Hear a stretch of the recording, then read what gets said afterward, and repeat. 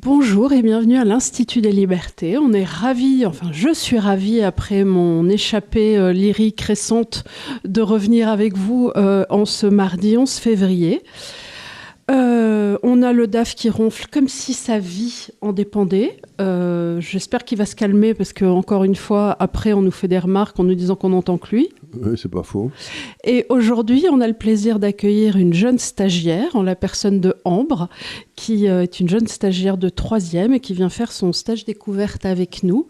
Que vous ne voyez pas, mais elle est là. Oui, voilà, elle est là. Bah, oui, on garde son intimité quand même. On ne va pas l'afficher comme disent mes filles.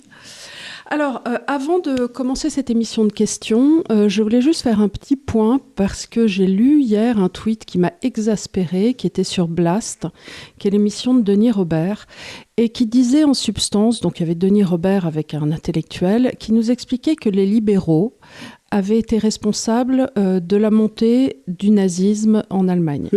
Alors, je commence à en avoir vraiment ma claque d'entendre toutes ces inepties à propos du libéralisme, tout ça parce qu'effectivement, Milley est à la mode. Mais j'aimerais juste rappeler quand même que des libéraux forcenés comme Mises et Hayek, on vous en a parlé ici, ont fui justement l'Allemagne nazie, ont été obligés...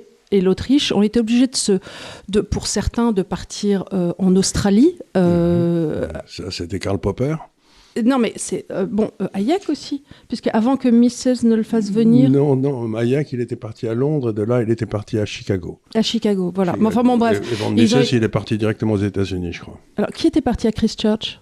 C'était Karl Popper. Karl Popper, voilà. Karl Popper. Donc, on n'y allait pas. Et qu'ils n'étaient pas tous juifs, hein. Parce qu'il y en avait tout un tas qui étaient juifs, mais ils n'étaient pas tous juifs, ils étaient partis simplement parce qu'un libéral ne peut pas vivre dans un pays qui n'est pas Et en libre. France, on a eu donc Raymond Aron qui était fortement opposé à Vichy. On a eu Jacques Rueff qui était aussi. Quand on a parlé de Rueff, on sait que pendant la guerre, il était aussi allé se mettre à la campagne, un peu. Marseille, oui, je crois. Donc, au bout d'un moment, l'antilibéralisme de tous ces intellectuels de gauche commence à devenir un petit peu pathétique et commence à nous courir un petit peu sur le haricot. Donc, je voulais pas en faire un plat. C'est faux. C'est structurellement faux. Donc, au bout d'un moment, c'est comme de raconter que les Algériens ou d'autre part auraient construit le métro de Paris. Au bout d'un moment, arrêtez d'inventer des faits. Oui, les faits sont faux, mais c'est surtout la théorie qui est fausse parce que le fascisme, qui était d'origine italienne, la définition du fascisme, c'était tout pour l'État, tout par l'État, rien en dehors de l'État. Et le nazisme, qui était national-socialiste, c'était un socialisme, et la première des choses que Hitler a fait en arrivant au pouvoir, c'était de mettre en place les 10 des 12 ou 13 propositions de Marx. Donc, si vous voulez, encore une fois, l'essence du libéralisme, c'est la supériorité de l'individu sur la tribu. Exactement. Et l'essence du socialisme, c'est la mise sous contrainte de l'individu au profit d'un groupe défini par une espèce d'élite. Voilà. Et c'est les élites qui décident ceux qui font partie du groupe, ceux qui n'en font pas partie. Donc, le libéralisme est l'ennemi total et toujours, c'est pas possible autrement, de tout socialisme et de tout étatisme. Le libéral reconnaît l'existence, la nécessité de l'existence d'un État, mais il prend ça comme un mal nécessaire. Mais il ne prend pas ça comme le but de l'organisation de la société, c'est pas d'avoir un État. L'État est nécessaire pour que les individus puissent être libres. Donc encore une fois, cette espèce de façon de déformer les mots, c'est exactement ce qu'il y avait, vous savez, dans le livre 1984, c'est de la novlangue, c'est-à-dire qu'on dit la liberté, c'est la contrainte, l'esclavage, c'est la liberté, enfin bref. Et si vous dites le contraire du sens des mots, donc libéralisme, ça veut dire liberté. Et on voit bien pourquoi ils cherchent à faire ça, encore une fois, c'est que le régime de Milley est en train de fonctionner. Et celui de Trump. Et celui de Trump, l'Algérie aussi, donc qu'est-ce qu'ils nous disent ? Ils nous disent... Ah là là là là, vous ne vous rendez pas compte, puisque les libéraux ont entraîné le fascisme, regardez, nous sommes aux portes du fascisme. Donc c'est la seule façon d'hurler attention aux loups pour que eux continuent à survivre. C'est eux le loup, parce que c'est eux qui ont fait croître la part de l'État dans l'économie de 30 à 60%. Et vous ne pouvez pas dire qu'en France, nous sommes un pays libéral, c'est n'importe quoi. Donc, encore une fois, on revient à ce que j'ai souvent dit ici, c'est l'importance du logos. Logos, c'est la langue, c'est l'expression. Si vous réussissez à faire dire aux mots le contraire de ce qu'ils sont censés dire, vous pouvez mentir au peuple. Et c'est ce qu'ils font sans arrêt. Donc, encore une fois, faites attention au sens des mots. C'est pas parce que quelqu'un vous dit que le libéralisme et le fascisme, c'est la même chose que c'est vrai. C'est faux. Et quelqu'un qui vous le dit, soit il ne le sait pas et c'est un imbécile, soit il le sait et c'est un menteur. Une crapule. Et c'est ce que j'ai souvent dit aussi, vous savez, c'est qu'on ne peut pas être à la fois socialiste, intelligent et honnête. Vous devez choisir 2 sur 3. Et là, si vous voulez, ces gens-là, ils savent qu'ils mentent, nous savons qu'ils savent, ils savent que nous savons, et ils continuent à mentir. Vous savez ce que disait Solzhenitsyn, donc. Encore une fois, la référence la référence du libéralisme, c'est la notion chrétienne que nous avons, qui est que Dieu ne sait compter que jusqu'à 1. C'est-à-dire que votre but dans la vie, c'est d'essayer de savoir le projet que Dieu a pour vous individuellement, et ce projet, c'est à vous de le trouver et de le faire. Et donc, l'ennemi naturel du chrétien, c'est le socialisme et c'est le communisme. Et d'ailleurs, chaque fois que les socialistes arrivent au pouvoir, ou les communistes, la première des choses qu'ils font, c'est de s'attaquer aux chrétiens. Toujours. Et c'est ce que disait Le Pen, qui avait des bonnes formules. Quelqu'un lui disait, est-ce que vous êtes fasciste? Il dit, est-ce que vous êtes nazi? Je ne sais pas quoi. Il a dit, je ne suis pas assez socialiste pour être fasciste. Et donc, c'est ça la vérité. Je ne suis pas assez socialiste pour être fasciste. Si vous êtes socialiste, vous êtes dans l'âme fasciste. Alors, attaquons-nous un petit peu aux questions. J'en ai une qui revient souvent, et en fait qui est une question de souveraineté, quelque part, autour du FMI. C'est-à-dire, les gens disent, nous parlons souvent du fait que l'État va faire faillite, mais en réalité, ils n'arrivent pas à comprendre, et pourtant, on l'a dit souvent, mais c'est pas grave, on va le redire, comment ça pourrait se passer en pratique. L'État ne fait pas faillite, c'est les gens, parce que l'État, il fera jamais faillite, on peut pas aller chercher les biens de l'État pour les vendre sur la place publique. Donc l'État, il cesse d'être capable de vous payer. Alors justement, c'est un peu ce qui se passe, c'est la question. La situation actuelle de la France nous fait penser que la France pourrait faire faillite. Est-ce que la situation de la France est pire que celle des pays qui ont pu se rétablir, comme par exemple la Grèce, ou des pays d'Europe du Nord, j'imagine qu'on pense à l'Islande. Et qu'est-ce qui se passe à ceux qui n'y sont pas parvenus? Alors, en fait, la question, c'est qu'aujourd'hui, on a vu des gens comme Thomas Porcher arriver en disant « Oui, mais finalement, c'est pas si grave parce qu'on pourrait prendre les actifs de la France et les vendre. » C'est pas les actifs de la France, c'est les actifs des Français. Voilà.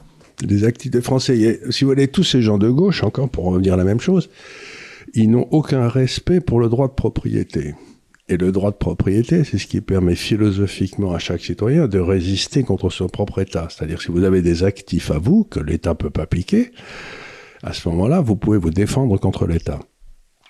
Donc, ce que disent tous ces gens-là, c'est pas grave. Si vous êtes dans un pays qui a été géré comme des cochons par des criminels, c'est le cas de la France, ces criminels peuvent, au nom de la France, aller chercher vos biens individuels. Mais c'est anticonstitutionnel, puisque le droit de propriété est dans le préambule de la Constitution. Donc, c'est une autre façon de dire, je vais faire payer à ceux qui ne sont pas responsables du désastre, le désastre. Et vous remarquerez que ces gens-là, en général, se débrouillent pour tourner les élections ou faire n'importe quoi. Donc, encore une fois, l'État français peut faire faillite. Ça ne veut pas dire que la France fera faillite. Ça veut dire que l'État français fera faillite. C'est-à-dire qu'il ne sera plus capable d'emprunter. C'est ce qui est arrivé à l'Argentine. À partir du moment où ni sa monnaie, ni les emprunts n'avaient aucune valeur, sa capacité à corrompre la société a disparu et est né Milei. Et c'est ce qu'essaye de faire M. Trump en ce moment, c'est avant que les États-Unis n'arrivent dans la situation de l'Argentine, vers laquelle ils se précipitaient grâce, encore une fois, aux gens de gauche, eh bien, M. Trump est en train d'essayer de rétablir la capacité de l'État en le faisant reculer.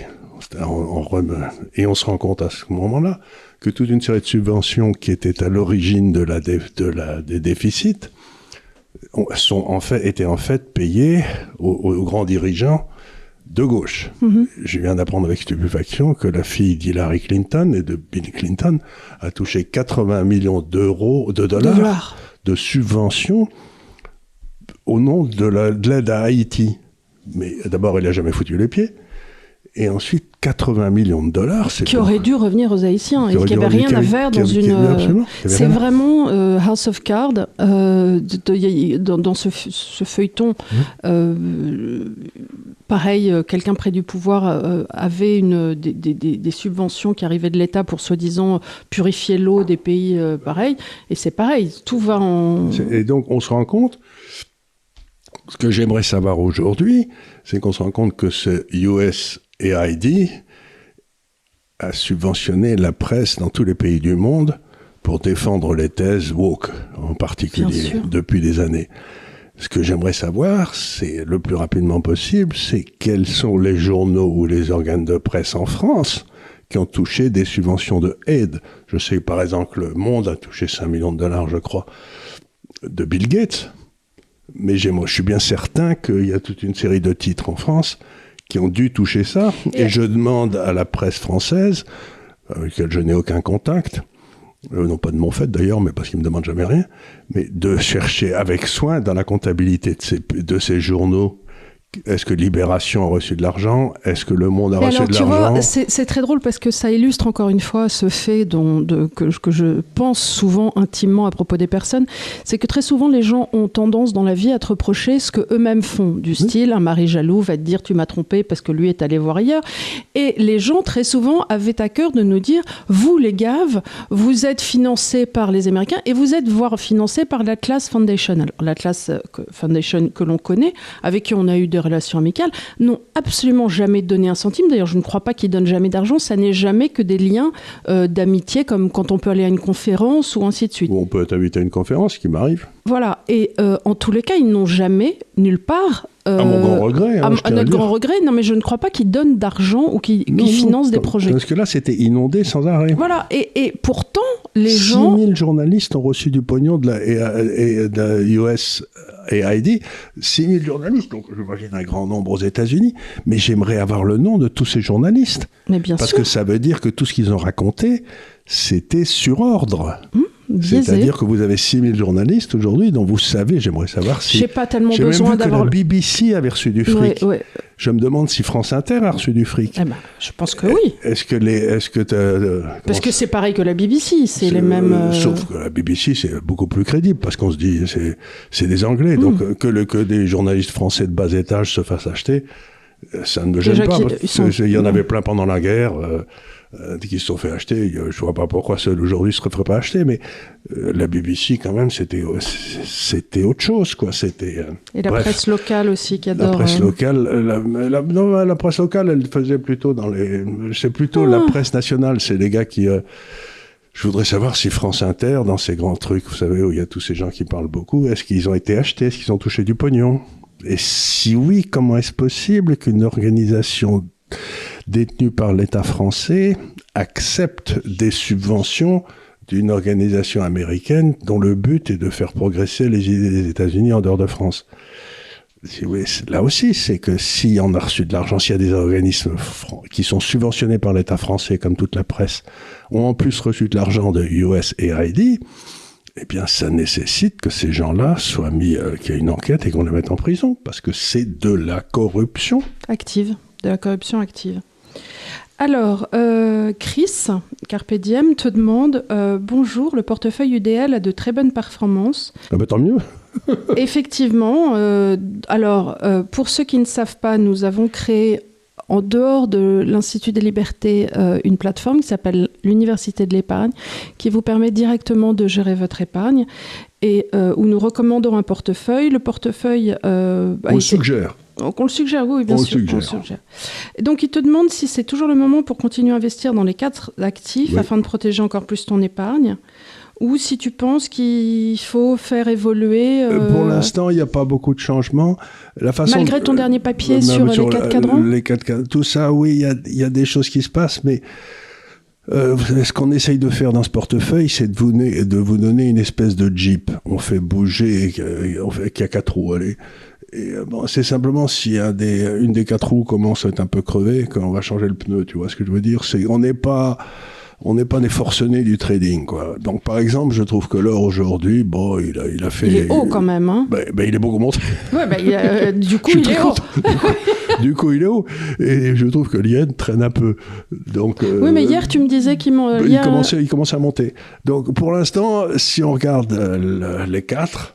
la Jeep, c'est que dit le gentil lecteur, c'est que ça tient à peu près la route. Donc pour l'instant, je suis pas pressé, mais il n'est pas impossible qu'il se passe des choses dans les semaines qui viennent, comme par exemple les Américains, le gouvernement actuel, commence à en avoir ras-le-bol du yen à un niveau absolument insensé. Oui. Et disent ce qu'il fait. Donc si par hasard le yen venait à monter brutalement... Parce que, pour ceux qui ne suivent pas tout, on le dit dans nos émissions les autres souvent, c'est que le yen est très sous-évalué. Alors qu'est-ce que ça veut dire une monnaie sous-évaluée ? Ça veut dire bien sûr que cela tire vos exportations. Mais au-delà de ça, toute la zone asiatique aussi souffre de cette hyper-compétitivité qui est apportée par un yen sous-évalué. Ça empêche les autres monnaies asiatiques de monter vis-à-vis des nôtres. Voilà. Et les États-Unis, au bout d'un moment, vont forcément se tourner vers la banque centrale japonaise pour leur dire, dites donc les gars, il s'agirait d'arrêter de tenir votre monnaie à la baisse. Bon, voilà.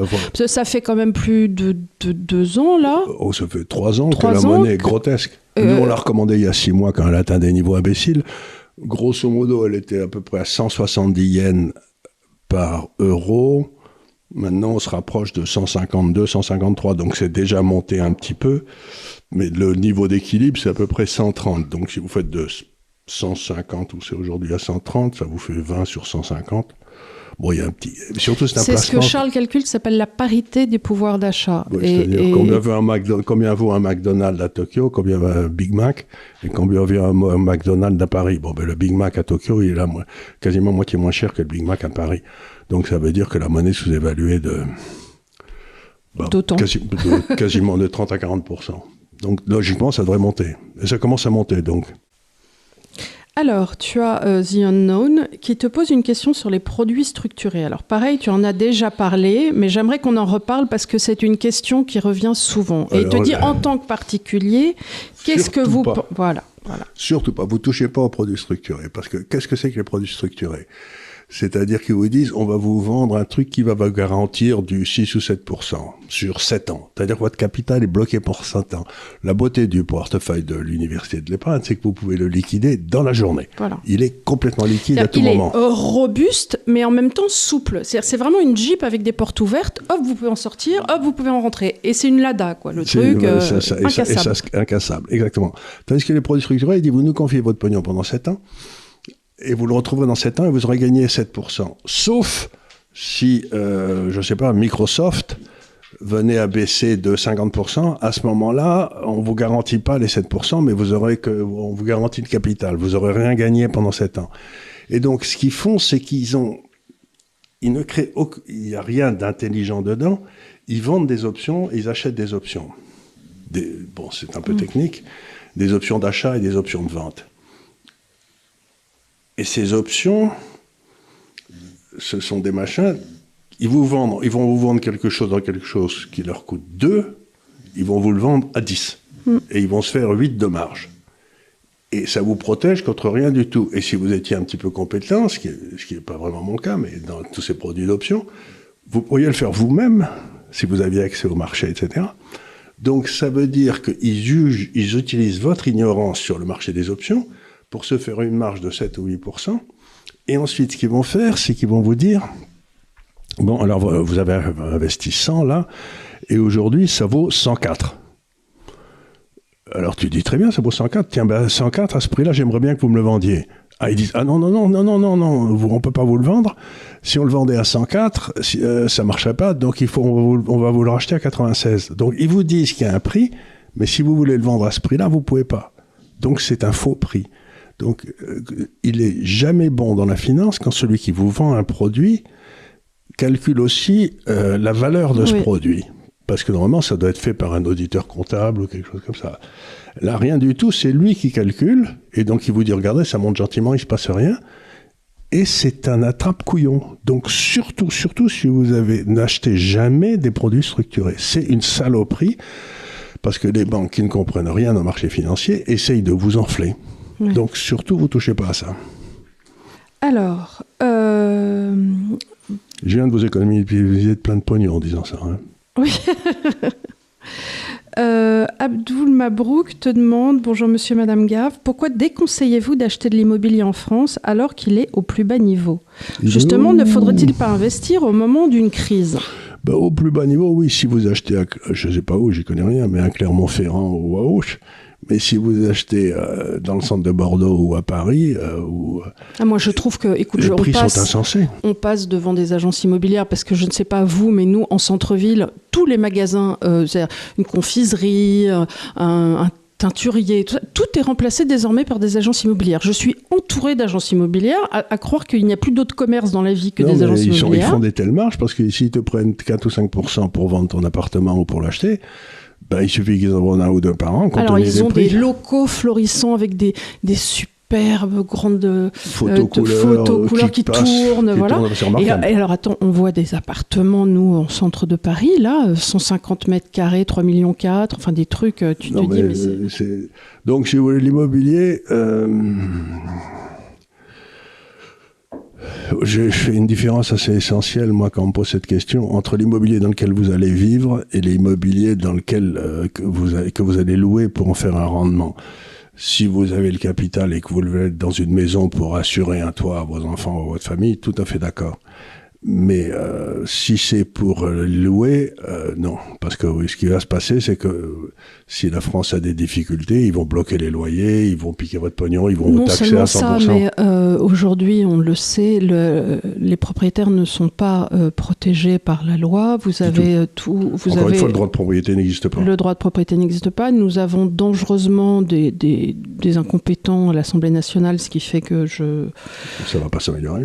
Ça me fait très peur d'ailleurs, parce que cette semaine, il y avait Marine Tondelier qui disait oui, il faut absolument une 6e République, il faut réformer la Constitution. Je me disais, mais avec les débiles qu'on a en ce moment, une constituante, tu te rends compte de l'affaire, avec des gens comme Delogu qui savent à peine écrire. Je dis, mais venez pas me rédiger une nouvelle constitution, les gens, ça va être pire que tout. Et alors là, on nous parle en plus de mettre au Conseil constitutionnel Monsieur Ferrand, qui a un dog... Mais ça correspond, si vous voulez. Bon, je sais pas s'il a un casier judiciaire, mais enfin, il a eu des tas d'ennuis juridiques. Je crois qu'il s'en est plus ou moins sorti, donc j'ai pas le droit de dire des saloperies. Mais enfin, ce monsieur n'a d'abord aucune expérience... en principe, au début, au Conseil constitutionnel, on mettait des gens comme... Écoute, j'avais un oncle qui était ton beau-frère, qui était professeur de droit constitutionnel, qui dirigeait la chaire de Bordeaux à Talence, qui écrivait au Dalloz. C'était des érudits en droit constitutionnel. Ils étaient capables de vous parler du préambule de 46 pendant des dîners entiers. Et de la Constitution du Costa Rica, parce qu'ils avaient parce étudié. qu'évidemment, c'était des sommités en droit comparé. Donc, si vous voulez, c'était des gens qui vivaient leur droit constitutionnel. Donc, c'est des gens comme ça qui doivent écrire nos constitutions. C'est pas des gens qui... C'est pas M. Ferrand qui était agent immobilier, quoi, puisqu'on en parlait. Parce que vivre une constitution, c'est vraiment un métier, c'est une vocation. C'est des gens qui ont passé des agrégations. Il faut penser beaucoup au contre-pouvoir, la façon, si vous voulez, dont vous organisez les pouvoirs. Par exemple, moi, j'ai toujours trouvé que la séparation des pouvoirs dans la Constitution de la 5e, ça n'existait pas. Donc, c'était une très mauvaise Constitution. Mais c'est pas pour ça qu'il faut la changer aujourd'hui, parce que si c'est pour la changer, pour la mettre dans les mains des hommes d'affaires véreux qui entourent M. Macron, je crains que le pillage de la France ne fasse que s'accélérer. Quoi. Enfin, bientôt, il n'y aura plus grand-chose à piller, donc rassurons-nous. Mais c'est là que les systèmes deviennent dangereux. Parce que la pauvreté, ça engendre la violence et la haine sociale. Mais bien sûr, c'est quand les hommes n'ont plus rien à perdre qu'ils deviennent dangereux. Bien sûr, c'est dans ces moments-là. Bien sûr, quand tu n'as plus rien qui te rattache. Quand tu t'es donné un mal de chien pour t'acheter, je sais pas, une petite maison ou des trucs comme ça, et qu'on te la vole, tu deviens ivre de rage parce que ça a été le but de ta vie d'être chez toi, et puis paf, on te la vole. Bien sûr. Alors, Dano te demande, bonjour, vous parlez souvent de cash dans vos vidéos, mais posséder du cash, du yen par exemple, pouvez-vous expliquer précisément ce que vous entendez par cash ? Alors cash, ça veut dire quelque chose qui a, en termes techniques, en termes économiques, si vous voulez, ou financiers, qui a une duration de 0. C'est-à-dire que le temps n'intervient pas dans le calcul de la monnaie. Ça peut, donc, le cash, ça peut être un billet. Bon, ça c'est du cash. Mais vous pouvez aussi avoir un compte bancaire dans votre banque qui sera exprimé dans une monnaie étrangère, qui peut être le dollar, la livre sterling, le yen. Si votre banque est de bonne qualité, elle doit avoir des... Et souvent, les banques offrent ce qu'on appelle un fonds de trésorerie, c'est-à-dire dans des monnaies étrangères, dans lequel vous pouvez passer, pour ainsi dire, sans frais, de votre monnaie locale, mettons au yen. Sinon, Revolut le fait très bien. Revolut le fait très bien, et à ce moment-là, vous avez un dépôt dans une banque en yens qui est à votre nom.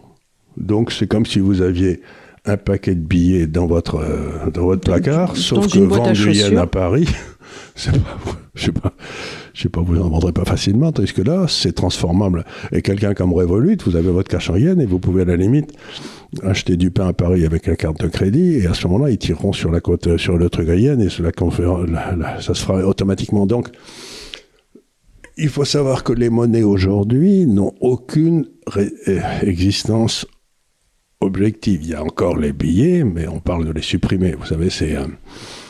Donc, les monnaies, maintenant, ce n'est que des 0 et des 1 dans des ordinateurs qui sont valorisés en fonction du taux de change du moment. Donc, c'est vraiment... Il n'y a aucun frais, mais ça n'empêche pas les banques d'essayer de vous en piquer. Elles vont vous prendre du 1% en partie. Donc faites attention, mais logiquement, c'est une opération qui ne coûte rien à la banque. Donc elle doit vous coûter un absolu minimum pour vous. D'accord. Nicolas Piéchon te pose la question suivante. Bonjour Charles-Emmanuel, comment se fait-il que l'inflation diminue en France et en zone euro alors que le cours de notre monnaie n'est pas remonté face au dollar ? L'inflation étant une baisse de la valeur de la monnaie, y a-t-il une autre donnée à prendre en compte ? Ah bien sûr. L'inflation, c'est la baisse de la valeur de la monnaie, mais... Il est infernal aujourd'hui ou c'est moi ? Oui, non, mais il a eu une nuit très fatigante, je pense, le pauvre vieux. Alors, on va essayer de raisonner comme ça. Les monnaies, vous pouvez vous imaginer qu'elles ont toutes un gros parachute attaché dans le dos. Vous savez ? Elles sont toutes en train de tomber.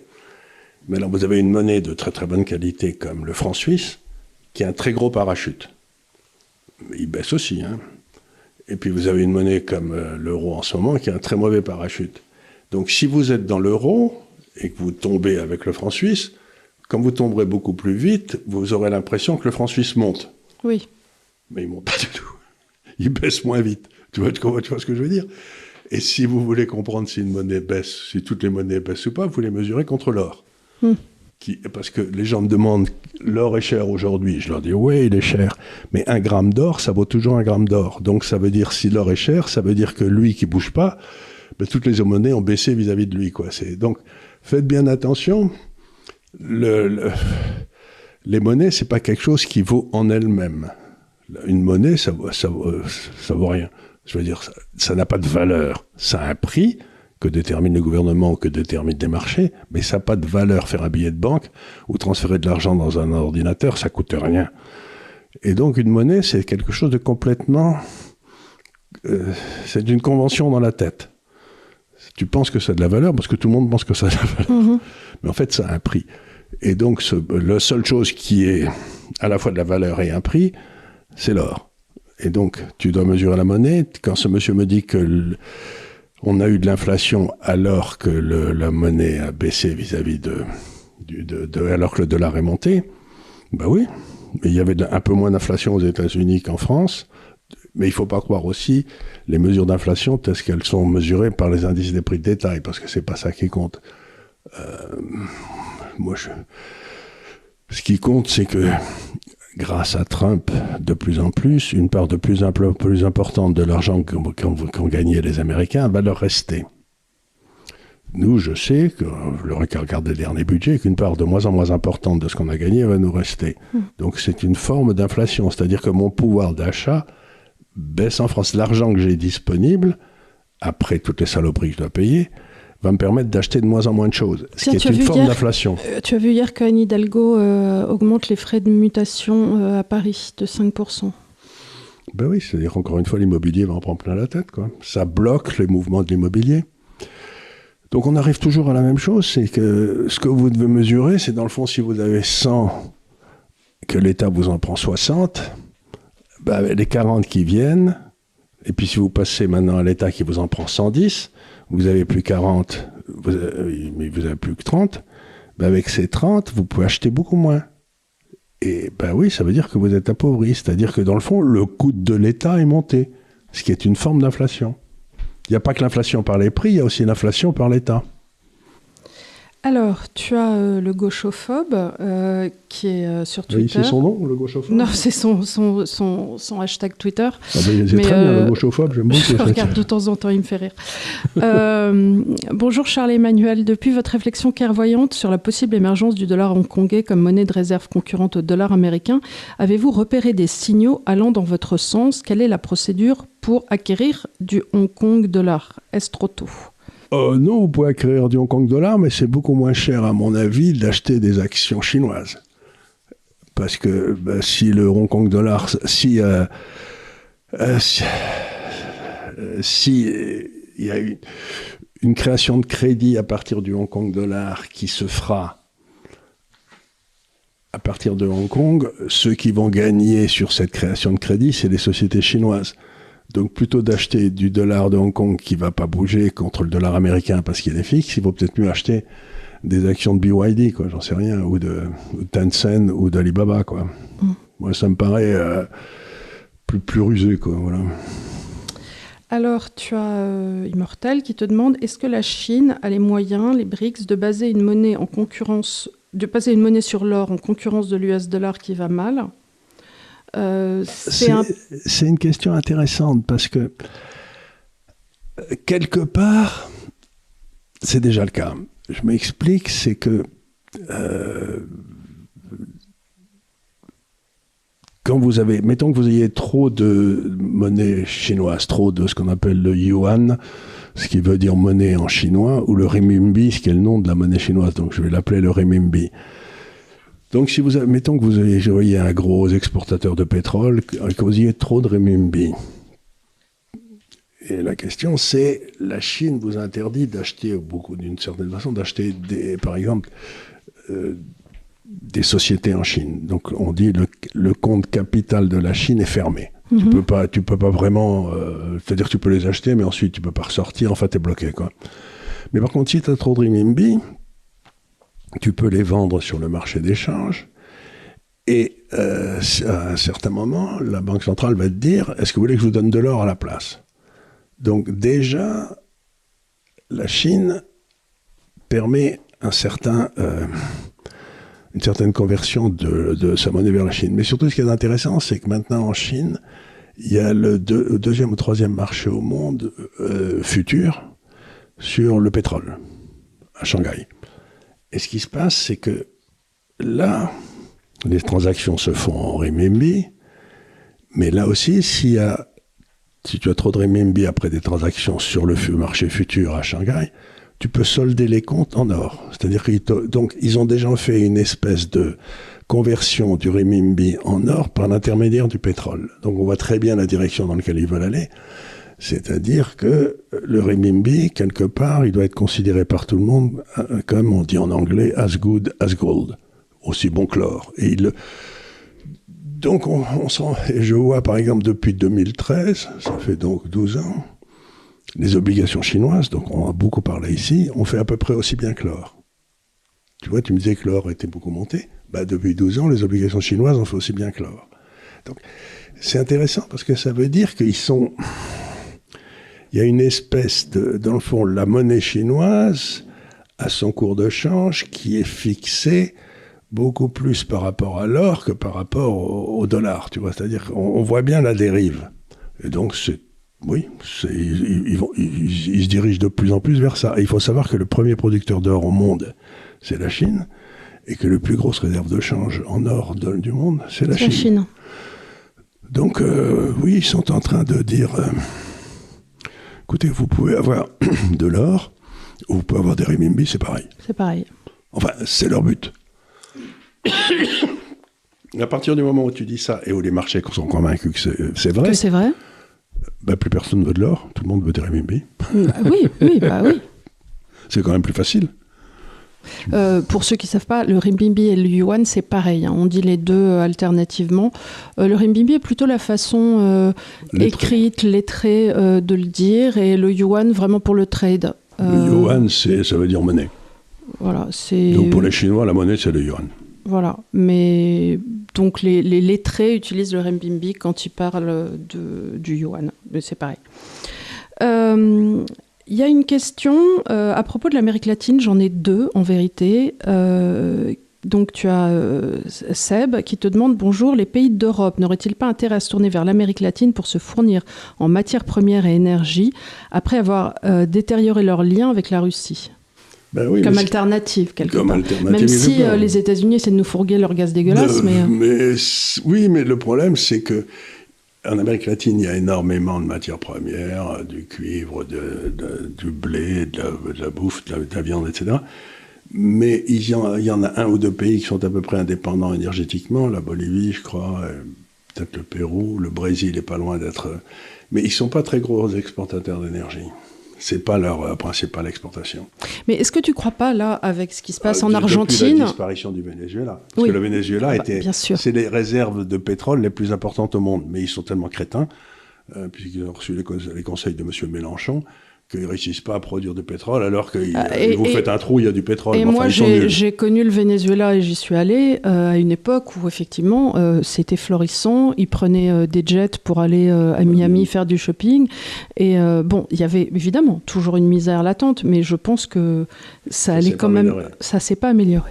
Vous savez, c'est ce que disait Churchill, il disait le capitalisme répartit la richesse de façon inégale et le socialisme répartisse la misère de façon complètement universelle.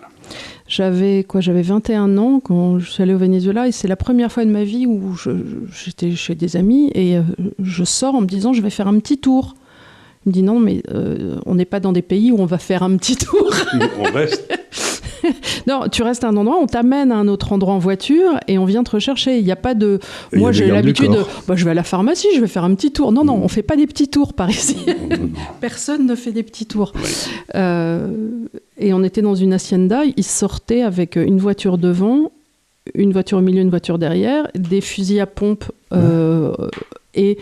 comme ordre que si l'un d'eux était kidnappé, on payait jamais la rançon. Non, parce que ça, c'est toujours pareil. C'est la porte ouverte à toutes les fenêtres, après. Ah oui, ça, c'est la porte, ça, c'est terrible. Payer la rançon, c'est... voilà. Oui, c'est ça. Est-ce que... une autre question sur l'Argentine qui a de l'énergie. Est-ce que tu penses qu'avec la libéralisation actuelle, tu penses que l'économie argentine peut rattraper, voire dépasser les économies d'Europe de l'Ouest en PIB par tête ? Vous savez, si on continue à ne rien faire, par exemple, écoutez, donc quand Mitterrand est arrivé au pouvoir, ce grand homme, en 1980, je crois que le revenu disponible des Français par tête était supérieur à celui des Américains. Maintenant, il est la moitié. Donc, j'ai pas le moindre doute que si on continue, par exemple, l'Argentine se réforme et nous, on continue à pas se réformer, dans 20 ans, le revenu disponible des Argentins sera 2 fois supérieur à celui des Français, il n'y a pas de doute. C'est simplement, si vous êtes géré n'importe comment, oui, vous allez vous ruiner, quoi. Les Français ont cette absolument imbécilité de croire que si on met du capital et du travail, on va créer de la valeur. Et donc, ils vous disent, moi, l'État, je suis capable de vous piquer du capital, et donc ensuite, je vais mettre des travailleurs qui sont tous à la CGT, et on va se les mettre ensemble, et ça va créer de la valeur. Ça crée rien du tout, ça crée des trucs qui marchent pas, qui font faillite, etc. Ce qui crée de la valeur, c'est l'intervention d'un gars qui met son capital, qu'on appelle l'entrepreneur, et si ça rate, il disparaît, il fait faillite. Donc le capitalisme ne peut pas fonctionner si vous n'avez pas un système de faillite. C'est un système darwinien. Très bien. Et comme me disait un de mes amis, le capitalisme sans la faillite, c'est un peu comme l'Église catholique sans enfer, ça marche pas. Depuis qu'on a cessé de croire à l'enfer, les églises se sont vidées, quoi. Donc, ben oui, il faut qu'il y ait quelqu'un qui prenne le risque. C'est ce qu'il y a dans les évangiles, d'ailleurs, la parabole des talents. Il faut que ce gars soit puni s'il a fait de mauvaises décisions. Et donc, le rôle de l'entrepreneur, c'est d'intermédier le risque. C'est lui qui prend le risque. Et donc, s'il gagne, il faut qu'il gagne beaucoup, parce qu'il y en a très peu qui gagneront. Et donc, ceux-là, ils doivent remplacer tous les petits qui ont raté, quoi. C'est important ce que tu dis, parce que je regardais une émission ce week-end de Laurence Ferrari et Michel Onfray, et où il reparlait de Proudhon, et cette fameuse saillie de Proudhon, de la propriété c'est le vol. Alors Onfray disait, en réalité cette phrase n'a pas été vraiment comprise, parce que quand Proudhon disait la propriété c'est le vol, il ne voulait pas dire que toute propriété était le vol, il disait simplement que les travailleurs, en l'occurrence qui par exemple vont ériger l'obélisque de la Concorde, devraient être payés à leur juste valeur, et que s'ils ne le sont pas, donc la propriété de leur travail qui ne serait pas rémunérée serait alors un vol. Donc on arrive en fait dans cette conception qui est toujours la même, qui est celle de la valeur travail.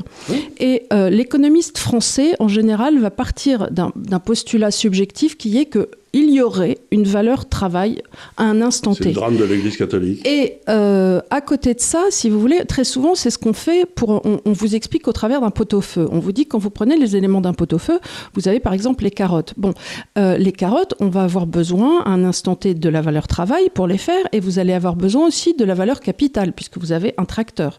La valeur, dans le temps, vous allez avoir besoin d'amortir le tracteur. Donc ça veut dire que vous allez avoir une valeur capitale, une valeur travail.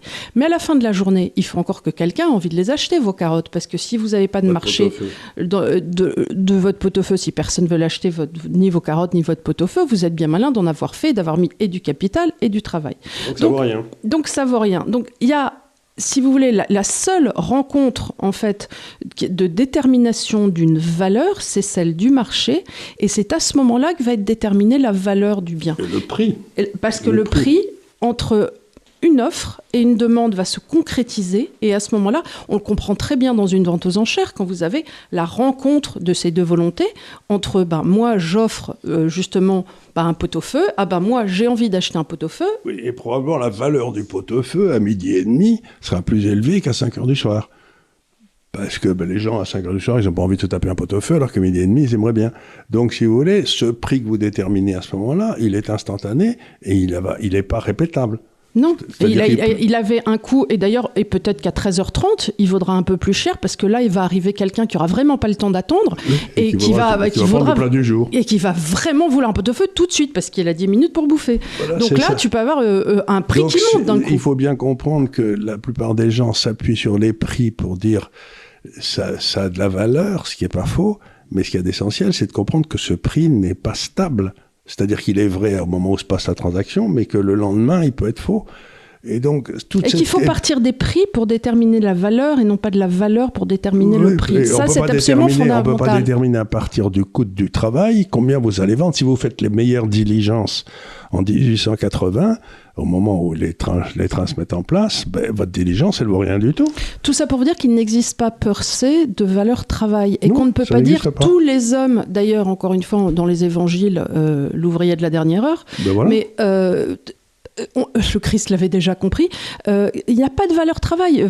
Votre travail vaudra ce que quelqu'un est prêt à payer pour vous, et ce qu'il faut bien comprendre dans le capitalisme, c'est que s'il y a une transaction libre, le pot-au-feu, là, c'est que les deux parties sont gagnantes. Tandis que s'il y a un prix qui est imposé, il y a donc soit le vendeur, soit l'acheteur qui vont payer quelque chose pour lequel ils n'étaient pas d'accord. Donc, la beauté du capitalisme, c'est que l'espérance de gain est forte pour les deux parties, tandis que dans tous les autres systèmes, il y a une partie qui est gagnante, une partie qui est perdante. Et le socialisme, il y a toujours une partie qui est gagnante, c'est l'État, une partie qui est perdante, c'est l'entrepreneur. Et c'est pour ça que ça ne marche pas. Ce qui remet en cause aussi le salaire minimal, entre parenthèses. C'est une idiotie, le salaire minimal, ça l'a toujours été. Puisque, justement... Je vous recommande à tous, on fera peut-être quelque chose sur lui, d'ailleurs, la lecture de Thomas Sowell. Oui. Thomas Sowell, c'est probablement un des plus grands économistes de tous les temps, et probablement le plus grand philosophe aujourd'hui en existant aux États-Unis. Il a 92 ou 93 ans, c'est un homme remarquable. Très jeune. Oui, en pleine forme. Et donc, moi, je vais sans doute faire avec Emmanuel une recollection d'un de ses livres. Alors, il faut que je le lise, mais il est grand comme ça. Il y en a deux qu'il faut lire. C'est un sur les imbécilités sociales, la justice sociale, qui est remarquable, et un autre qui est plutôt des leçons d'économie sur des sujets comme, par exemple, pourquoi y a-t-il toujours 10 ans de réserve de pétrole et jamais plus, etc. C'est très, très intelligent. Mais c'est bien écrit, c'est facile à lire, la traduction est parfois un peu lourde, mais c'est ce qui s'est fait de mieux depuis von Mises et Milton Friedman sur les marchés, la liberté. Alors... Thomas Sowell. Sowell, oui. Tu as Fogel qui te pose la question, est-ce qu'une baisse des taux par la Fed ne risque-t-elle pas de promouvoir des mauvais investissements, de relancer l'inflation et au final, lors de la remontée du taux US qui s'en suivrait, provoquer une nouvelle crise? Bien sûr, c'est ce qu'on vit depuis toujours. Alors ce que j'espère, c'est qu'ils ne vont pas faire trop... Essayons de raisonner là, parce que ce qui est en train de se passer, c'est casser tous ces systèmes de rente et de corruption, comme est en train d'essayer de faire M. Trump. Ça va faire monter la rentabilité du capital investi aux États-Unis. C'est-à-dire, à la place de filer du pognon à toutes ces associations. Tous ces crouillots, là. Les types qui donc ça va libérer des chaînes. Ça va libérer des chaînes, ça va libérer des capacités. Donc, logiquement, quand ce qu'on appelle le taux naturel, c'est-à-dire la rentabilité du capital investi, monte, les taux d'intérêt doivent monter. Donc, aussi curieux que ça paraisse, si M. Trump réussit... Les taux remonteront. Si la Banque centrale se met pas à foutre à faire n'importe quoi, les taux d'intérêt devraient monter. Parce que la rentabilité du capital investi monte, et donc il y a plus de gens qui investissent, et donc la demande de capital augmente, et les taux montent. Il faudrait auditer la Fed. Mais tu sais qu'on en parle ? Oui, on en parle. On en parle, c'est... Louis Vincent m'a envoyé un mime hier où on disait « Let's audit the Fed » et tu voyais Rand Paul sur son vélo, genre « J'arrive !» Rand Paul, c'était celui qui voulait auditer la Fed depuis 15 ans. Depuis toujours. Et donc, c'est un vieux libertarien, mais il est sympa comme tout. Là aussi, vous pouvez écouter de temps en temps. Il a un site, Rand Paul, c'est très bien aussi.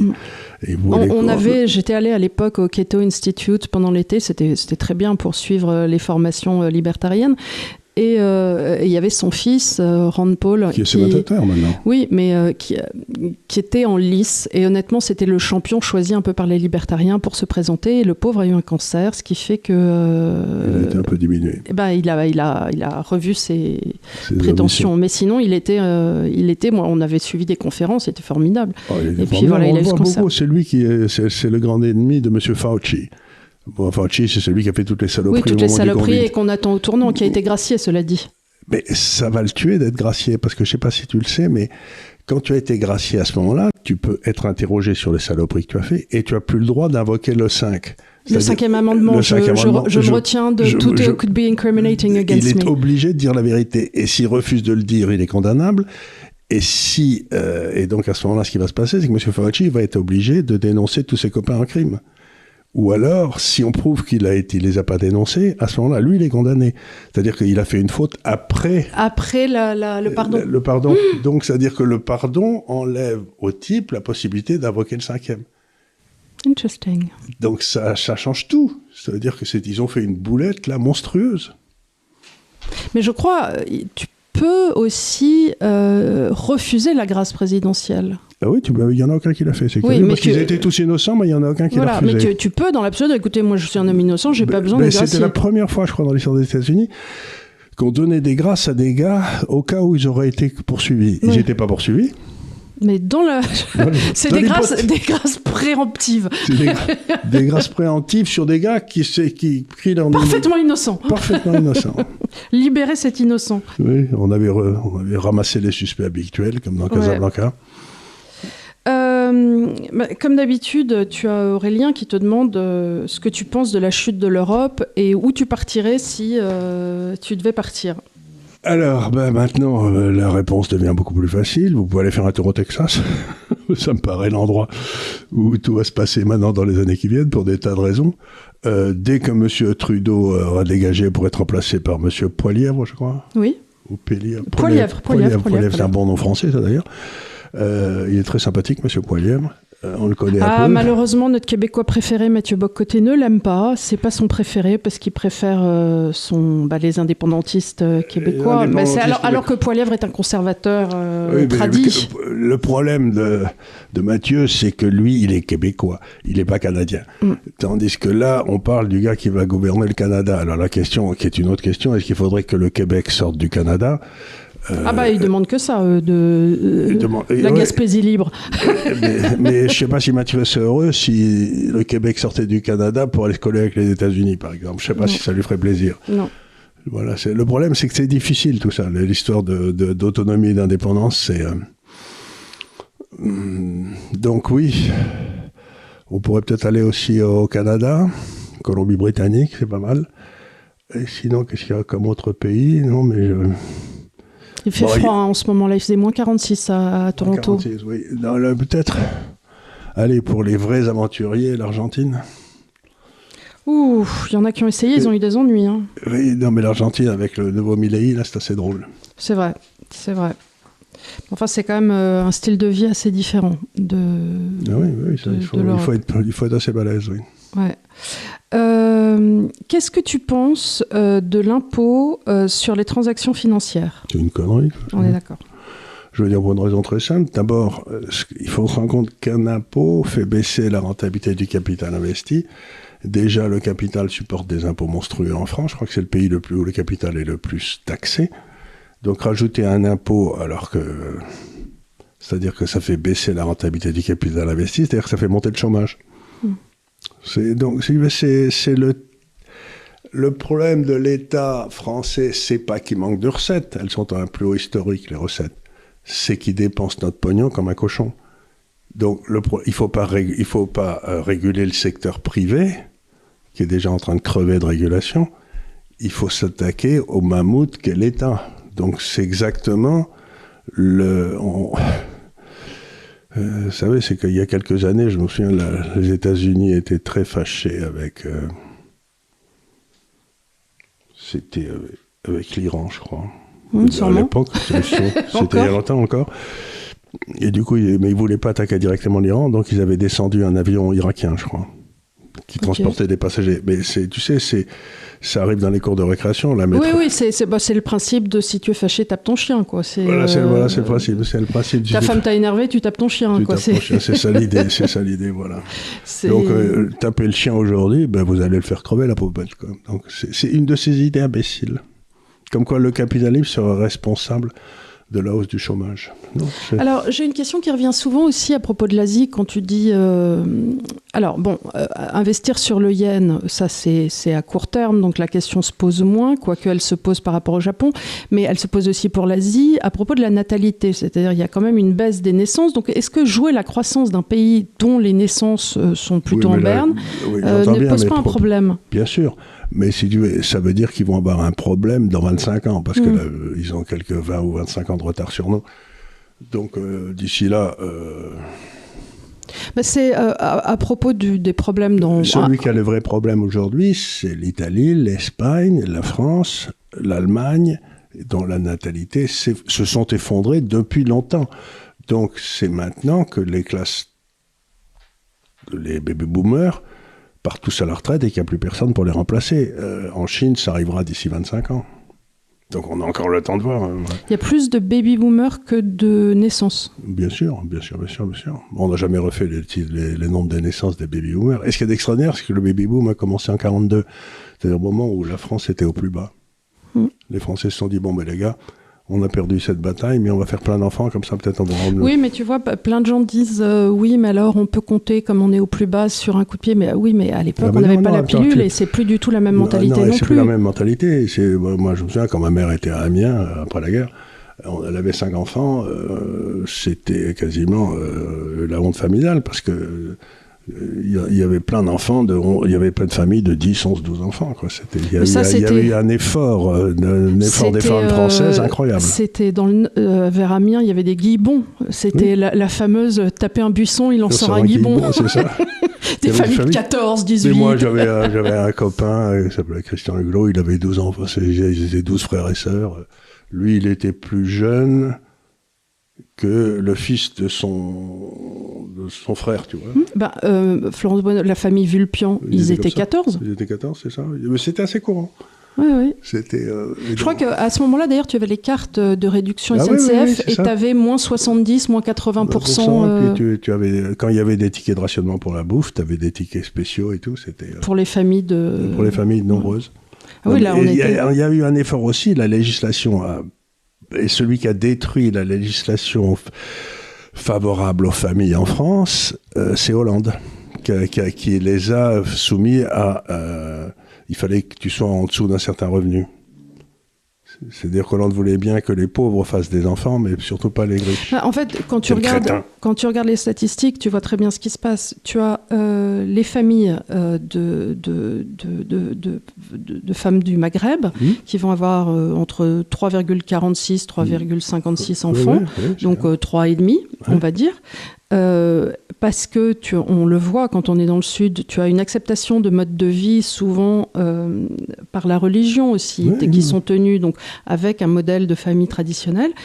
Et les femmes caucasiennes qui, elles, sont tenues par des normes de « il faut travailler, il faut ainsi », sans avoir le relais ni familial, puisque la structure familiale n'est plus là, ni le relais social de nos jours, puisque tu n'as plus les crèches, les maternités, et ainsi de suite, qui, effectivement, ne s'en sortent pas, parce que c'est des moments très difficiles, et je l'ai vécu en tant que mère de famille aussi. Quand tes enfants sont petits, que tu dois continuer à travailler, c'est la croix et la bannière, tu ne t'en sors pas, tu es astreigné. Et qui, du coup, deuxième enfant disent « moi je peux pas plus, je ne peux pas plus avec tout ce qu'on me demande ». Et donc voilà où on se retrouve. Voilà.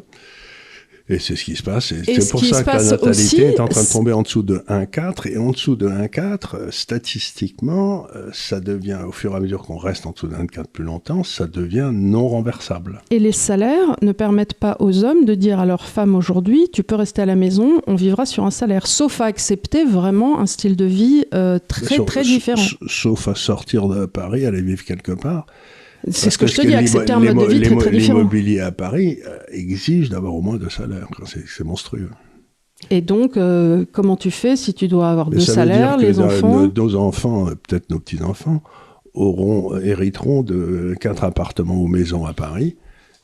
Si elles ne sont pas rendues insalubres par des nouvelles lois qui nous expliquent que c'est des passoires thermiques et qu'il faut désormais des triples fenêtres et tout un tas de changements qu'aucune personne ne peut se payer. Non. Voilà. Alors, ça, c'est une question qui revient souvent et ça va être parmi les dernières. Pourquoi est-ce que tu ne parles jamais de l'Afrique ? Pourquoi est-ce que je ne parle jamais de l'Afrique ? C'est parce que moi, je suis une bête un peu curieuse. Je fonctionne avec la liberté des marchés financiers. C'est-à-dire qu'il faut que ce soit développé dans la société une notion assez profonde du temps. Parce que dans le fond, souvent, c'est l'approfondissement du capital. Du capital, l'approfondissement du capital avec le temps. C'est-à-dire que tu achètes quelque chose, il y a des taux d'intérêt de marché qui permettent de savoir combien quelque chose vaudra dans 10 ans, dans 15 ans, dans 20 ans, etc. Et l'Afrique, pour l'instant, à peu près nulle part, sauf dans quelques pays un peu anglo-saxons, n'a réussi à cet approfondissement. Donc, il n'y a pas vraiment de marché financier en Afrique, c'est-à-dire qu'ils n'ont pas encore réussi à intégrer le temps dans le calcul économique. Alors ça, c'est souvent un... je ne sais pas pourquoi. Alors justement, j'y reviens... C'était un peu la même chose en Amérique latine, ils ont aussi un problème avec le temps. D'aucuns souvent critiquent l'usure, le prêt à usure. Mais en même temps, sans rémunération à juste titre du capital investi, tu n'as pas d'approfondissement du capital. Donc le prêt à usure, même si dans la première église chrétienne, c'était Saint-Augustin, je crois qu'il avait mis... Non, mais le prêt à usure, ça, je comprends qu'on l'interdit si on est dans un jeu à somme nulle, c'est-à-dire s'il y a 0 croissance. Parce que ça veut dire que celui qui emprunte aujourd'hui va avoir un niveau de vie beaucoup plus bas dans le futur.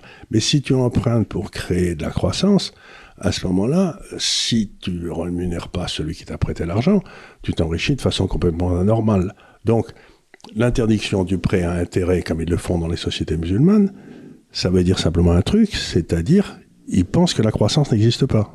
Oui, et donc, ce faisant, ne permettent pas d'approfondissement du capital, et puisque donc, en tant qu'entrepreneur, tu ne pourras pas acheter ta deuxième machine. Mais voilà. Donc, il n'y a pas de marché du temps. Ce qui a réussi l'Europe pendant 10 siècles, c'est à créer un prix pour le temps. Et les Asiatiques ont très bien embrêché parce que ça, ils ont bien compris. Les États-Unis, c'est venu normalement, etc. Mais l'Afrique et l'Amérique latine parce qu'elle était principalement catholique, et l'Afrique... Et que les catholiques n'ont jamais rien compris à la monnaie. Et les catholiques n'ont jamais rien compris à l'économie, d'ailleurs. Alors que c'est en clair dans les évangiles, mais ça veut dire que c'est l'Église qui n'a pas compris. C'est l'Église qui n'a pas compris. C'est le dogme. Et l'Afrique et quelque part le Moyen-Orient. Et c'est pour ça qu'au Moyen-Orient, quand on regarde les grandes fortunes, etc., c'était soit des chrétiens, soit des juifs qui avaient réussi à intégrer le temps. Donc ce qui manque en Afrique, c'est l'émergence d'une compréhension du temps, que je n'ai pas pour l'instant, donc je ne peux pas y investir, parce que moi, je n'investis pas dans une entreprise sur le cash flow qu'elle va gagner, puis elle va me payer des dividendes. Sans compter que le franc CFA est une éternelle usine à gaz montée par des inspecteurs des finances stupides. Maintenant, il n'y a plus de... Il faut que cette saloperie disparaisse et que les pays nationaux prennent leur monnaie. Plus personne ne nous parle en Afrique, alors donc ça ne sert à rien le franc CFA. Donc voilà, ce que je veux dire, c'est que s'ils veulent lire, il y avait un livre de Leonard Bernstein qui était très très bon, qui s'appelait Betting Against the Gods, c'est-à-dire parier contre la divinité. Et c'était la description par ce type qui était remarquable de toute la façon dont on avait, en l'espace de 10 siècles, réussi à intégrer le temps au travers des taux d'intérêt, comment ça avait été fait, comment on avait compris les améliorations, les reculs, etc. Et c'est un livre qui était passionnant. Pour ceux qui veulent vraiment comprendre la façon dont l'Occident a émergé par une meilleure compréhension du temps, c'est un très bon bouquin. Betting Against the Gods. Betting Against the Gods. Voilà. Je sais pas, il a dû être traduit d'ailleurs. De toute façon, ça va être un immense avantage de l'intelligence artificielle désormais, c'est qu'on va pouvoir traduire tous ces livres qui n'étaient pas jusqu'à présent. Alors, je suis désolée pour les traducteurs que ça va sûrement mettre. Cela dit, je pense qu'un traducteur, par exemple, qui va traduire, je sais pas, Mario Vargas Llosa ou des choses où il est besoin de mettre une âme quelque part au-delà dans la véritable littérature. Dans un cash flow, il y a assez peu d'âme. Voilà, c'est ça. Mais pour ce qui est de la littérature pratique, enfin des livres, de choses un peu pratiques, ça va être très bien. Voilà, écoutez, je suis ravie d'avoir pu traiter toutes vos questions encore une fois ce mois-ci. J'espère que cela vous aura intéressé. La semaine prochaine, nous partons faire une conférence qui s'appelle l'ARC, Alliance for Responsible Citizenship, qui se tient à Londres, comme tous les ans, où nous sommes ravis d'aller. 4000 invités. 4000 invités de participer. C'est le contre Davos. C'est un énorme forum de conservateurs libéraux. Et donc, on recensera ce qui est passé dans l'émission de la semaine prochaine. Donc, qui aura lieu le jeudi, pas le mardi. Oui, donc il y aura un peu de délai dans l'émission d'après parce qu'on la tournera le jeudi, oui. Voilà. Merci beaucoup de nous avoir suivis. Je vous dis à la semaine prochaine. Merci mille fois.